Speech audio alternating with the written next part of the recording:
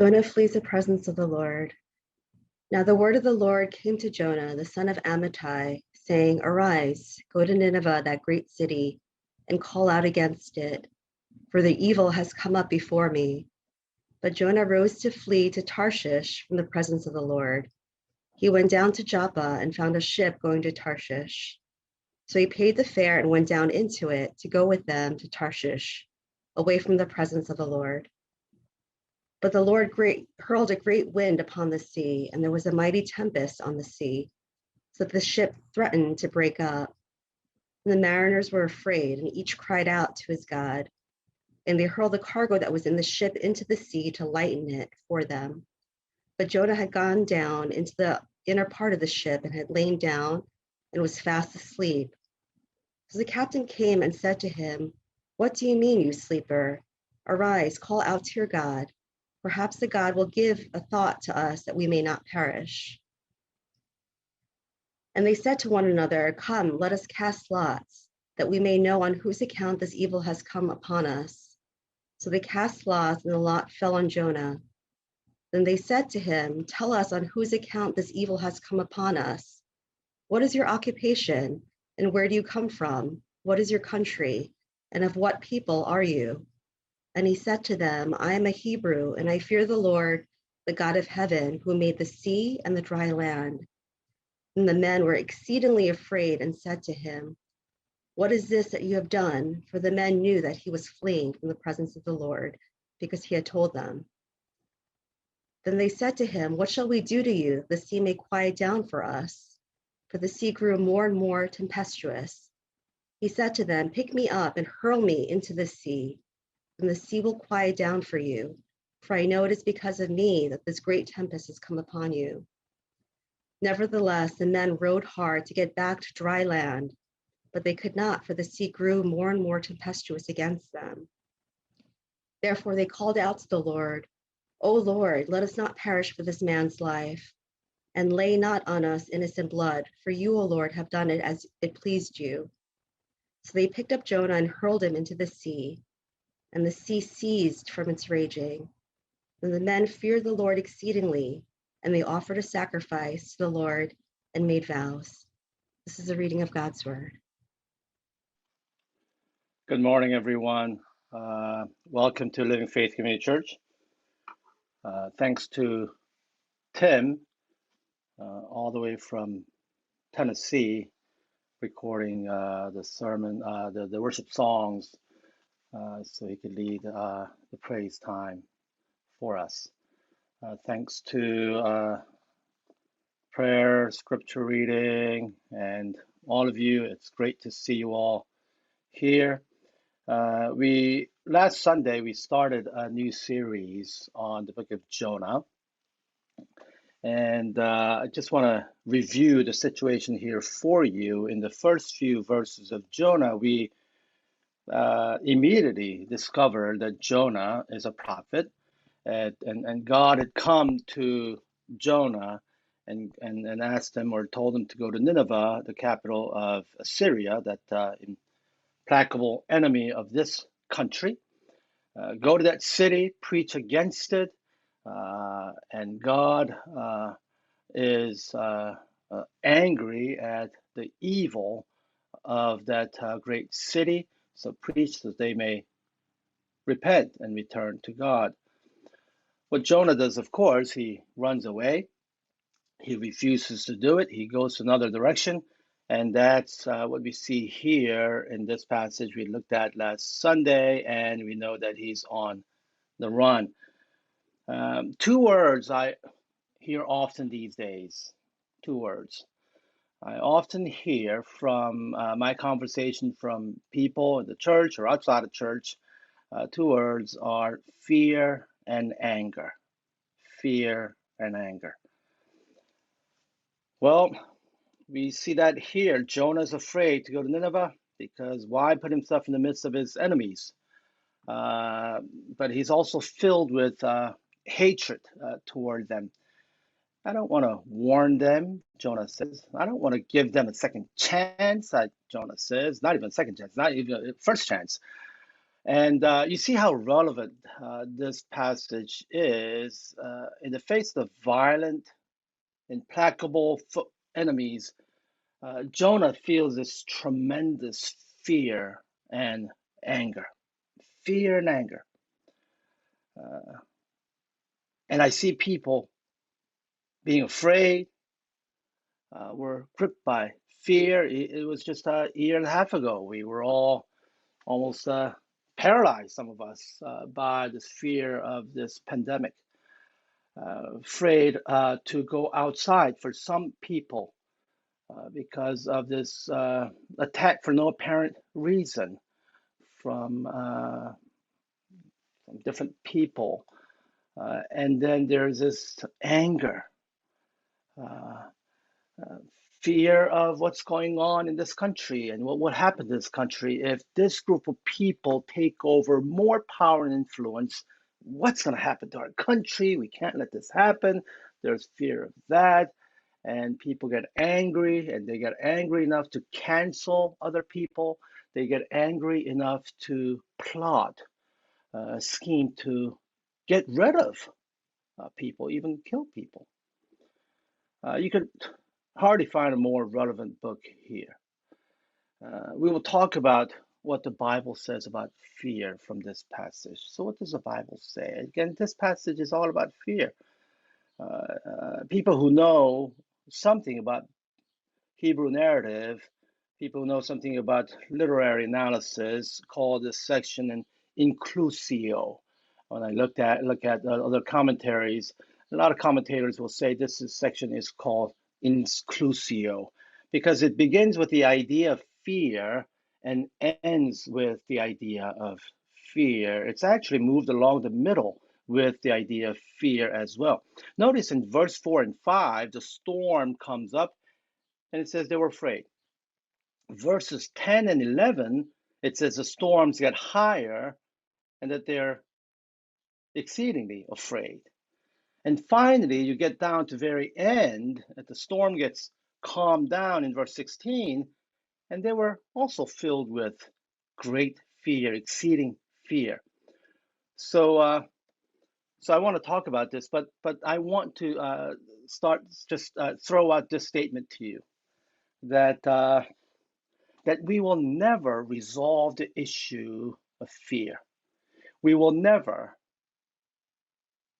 be in a state where we will not be afraid, even for strong Christians, even for really super mega Christians. There's not going to be a point where you say, well, all right, I resolved this issue of fear. No more fear.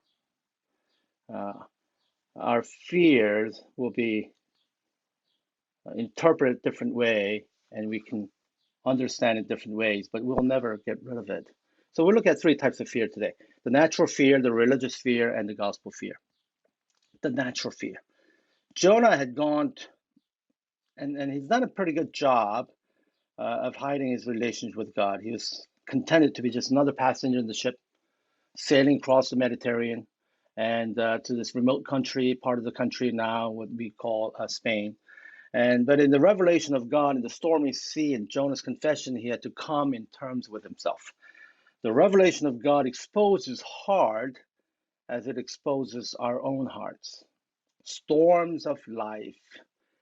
The storm made Jonah expose who he was. And storms of life tend to show us who we really are. That's what's happening here. Verse 5, all the sailors cried out to their own God. Sailors, we know that these mariners are not too devout.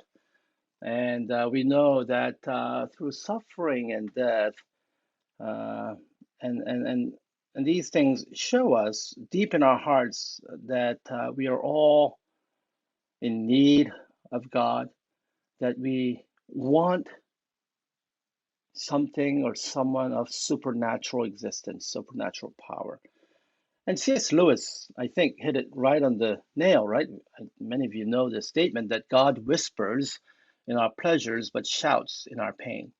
God whispers in our pleasure but shouts in our pain. If you're faced with storms of life, maybe God is shouting at you. Deep down inside, we all know there's a God and want to know him, especially when we're faced with the storms of life. Now, the question is, when you're faced with storms of life now, what are you learning about yourself? Storms show us who we really are. Storms show us what we're really afraid of, what we really fear. When we're under lots and lots of pressure and stress, we tend to do things that seem to be out of normal character. When we're struggling and suffering, we do and say things we regret for a long time. And then we feel bad and we sulk. And then we're like, oh, why did I say this? Why did I do that? I was under stress. It wasn't really me. I remember having this conversation when I was in seminary with my seminary professor. He gave me, I think, a grade that I didn't deserve, and I called him at his house, and he was like yelling at me, and I was yelling it back to him, and then I said, "Yeah, you got to give me a better grade. What's going on? This is injustice and unfair, and I did all my work. I got all these grades, and then just hung up on me. So I got so mad, and I called him back. And I said, Doctor, how dare you hang up on me? And I was like fighting back. And then the next day we went to school. It came to me, pulled me aside, and said, Stephen, I'm sorry. Yesterday I was like, and I had a hard day, and a lot of clients and students.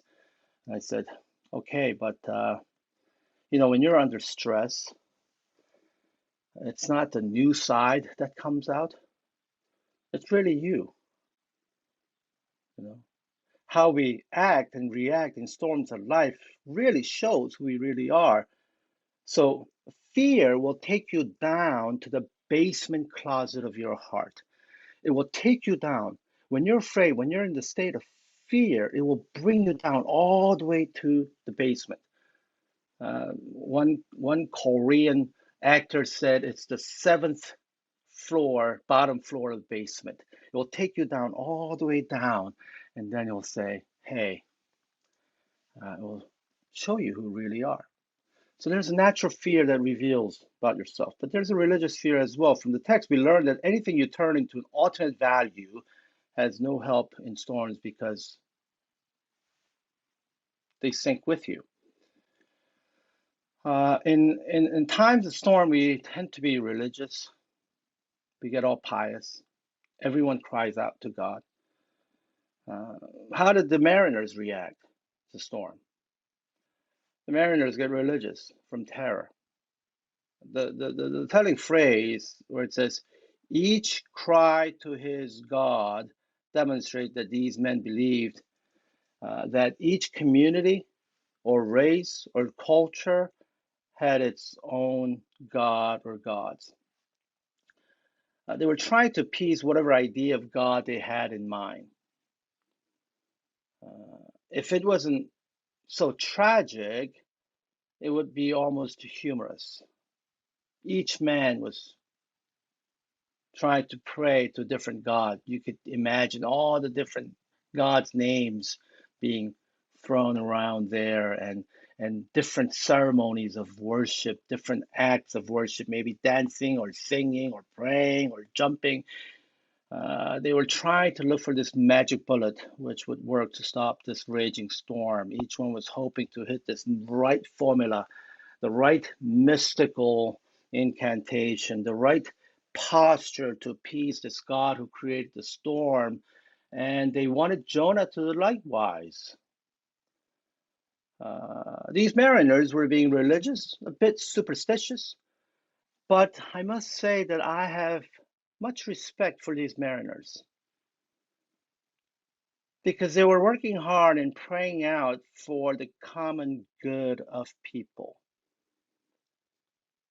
Here are these people who are pagan, and here are these people who did know the God of the Bible, but they were still crying out to God, not only because they were afraid to die, but because they know that they had to survive together as a group, as a community. They were working so hard and praying out for the common good of people. Jonah, on the other hand, was only thinking about himself and was sleeping in the boat.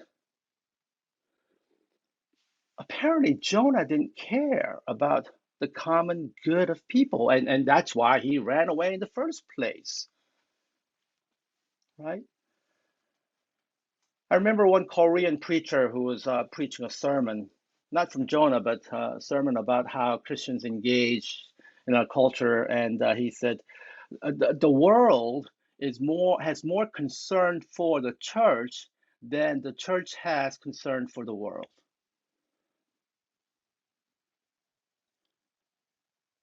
And the world, looking outside, says, "Hey, church, you should kind of do better because we're looking to you." As a church, maybe there should be something different about how you spend your money, how you view different values in life, and how you relate to one another, how you make decisions. But you're not that much different, and you're going down. When the church goes down, we feel like our society is going down. So the world has more concern for the church than the church has concern for the church and the world. But we see these mariners. They were crying out to God, and they were crying out, and they were saying to Jonah, "Jonah, wake up, cry out to God, because we're dying here. There's a storm in this world. There's a storm in this world. There's suffering in this world. Jonah, how come you're quiet?" The mariners had wrong theology, but right attitude towards the people. Jonah might have had probably right theology, but wrong attitude towards our neighbors. Christians can learn so much from non-Christians about caring for the world. If Jonah is any example of how the church behaves in the storms of the world, we ought to repent and exercise the common grace of God. That God shows common grace to people. And it's almost like the church, the world is waking up the church and saying, "Church, wake up. Cry out to your God because there are people suffering." As Sumin prayed today, and when we pray for the needs of our city, in our community, in the world, the list could be endless. And perhaps are we just in our own little room and passively not going out? Too many Christians have this inadequate religious view of God, and they just want to use God for their own purpose and say, "God, just serve me, just help me do the things." They think God must deliver the goods of them because they're doing all the right things religiously. If the storm hits, they panic because God is supposed to protect them from their problems. They get scared. They start blaming everything uh, on God. But if we give our lives to God and trust Him, then even through the storms of life, we can hope for redemption. If you want to understand the difference between using God and giving yourself to God, I think we have to check on our heart condition. Is your life more grace based, whether it's common grace or special grace that God's given us to save us, or God's given us grace, common grace, to enjoy life and blessing of life in this world? Is it really grace based or really fear based? The essential cry of the fear based religion is to say, "God, I'll do anything you want if only. I'll give you my life only if you give me dot, dot, dot." And the statement proves that you won't do the first thing that he wants, which is to love him without ifs. The one thing God wants is you to love him without ifs. God, I'll do this, I'll do that, I'll do anything if that you know the other side of that if is your real God. I'll do anything if this happens. If I get that, then you know that other side of if is what you're really living for. Fear comes from holding on to the ifs of our own world. Fear comes from over-investing in the things of this world and God. And we're so afraid. And when we lose that, we get angry. We get angry. So what do? Third point, and I'll close with this. You're like, third point already? Yep, because I've been preaching more than 35 minutes and not people, but some, I've been concerned it can't be too long, and I wanted to make it short or shorter for you. The third point is the gospel fear here. Look at verse 12 with me. Verse 12 says, pick me up and hurl me into the sea. This is Jonah speaking. Some say that he's coming to his senses, realizing he's sinned against God and obeying. So I read like different commentaries, and some commentators say that he's finally come to his sense, that he's realized that he's sinning, and he's saying, oh man, I sinned against God, so pick me up and throw me overboard. But there are other commentators who say, this is Jonah not repenting, but he's still stubborn. He says, I'd rather die than obey God. Just kill me. Just kill me. I'd rather die. So is he obeying or sinning? What do you think? Is he obeying or sinning? If you have your cameras on, if you think he's obeying, you just, no, that's okay.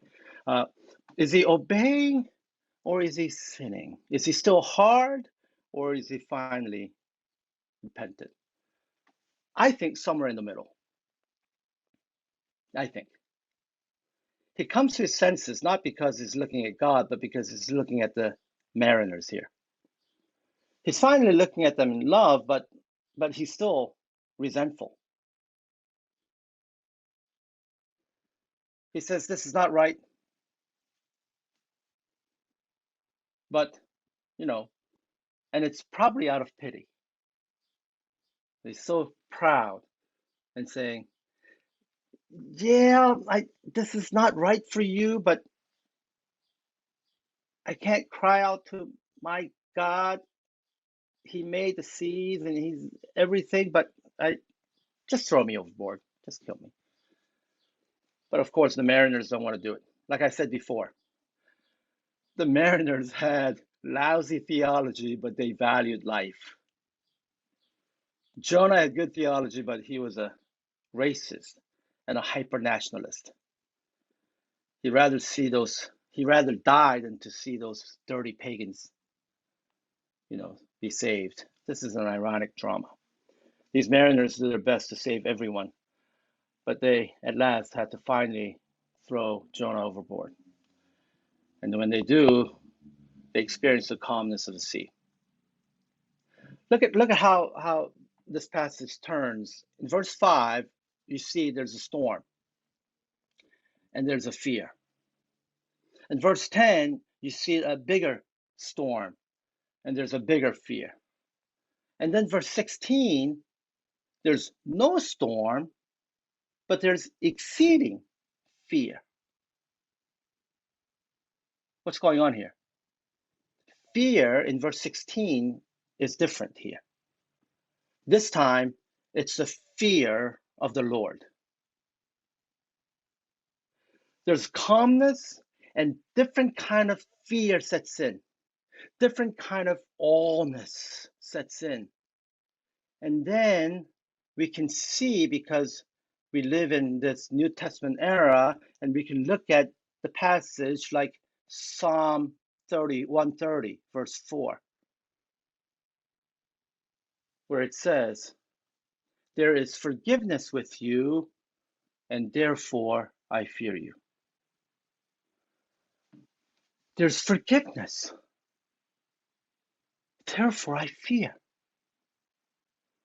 They saw sacrifice of love. They saw forgiveness. They saw this willing substitute, sacrifice of love, and at the coming wrath of God, and how Jonah took that on. And Jonah was a sign of a better, greater Jonah that is to come. And Jesus says, I have no other sign to show you other than the sign of Jonah, right? This is the only one and only storm that can really take you out. One and only storm that can really take you out is the one and only storm that can really eat you up is at the end of the day, how are you going to stand before God? This is what I ask myself all the time these days. And I share this with Candace and with other friends. I imagine myself standing before God when I see him face to face. And he'll probably ask me, what's been going on? What have you been doing? And if I say, oh, I did this, da, da, da, I have a feeling that God's going to say, why did you do all that stuff and got all stressed out? You could have just enjoyed me, but you can enjoy me with me forever. He won't rebuke me, but he'll still love me and smile at me. But from my earthly perspective, that's the imagination I have as I pray. And and at that point, that the only storm that can take you out is to stand before God. I know that I can say, God, I probably had lousy theology thinking that I had all the right doctrine, but I didn't do everything right. And God will say, but there is one sacrifice who threw himself overboard for you.